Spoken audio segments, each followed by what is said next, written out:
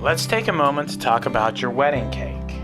Your wedding cake has to do two things primarily.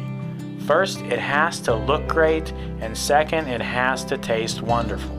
When thinking about how the cake is going to look, you also want to think about the table that the cake is going to be sitting on. You'll want to think about if the cake is going to be set on risers, and the kind of linens that will be put on the table.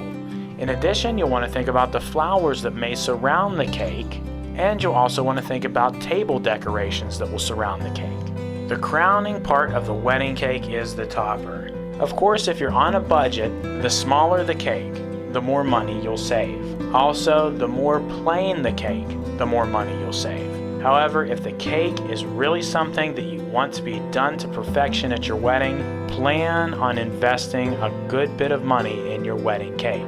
Flavor is also a price concern. Depending on the flavor of your cake, the price of your cake will also vary. Generally, the more exotic the flavor, the more costly the flavor. Also, before deciding on your cake, do a little bit of online homework. Look around and see what different options cost. Learn some vocabulary that'll pertain to your cake that you can bring up as you talk to your cake designer. Some couples actually opt to make their own wedding cake, or have a family member make their wedding cake. This can be a very special thing and it can save a lot of money.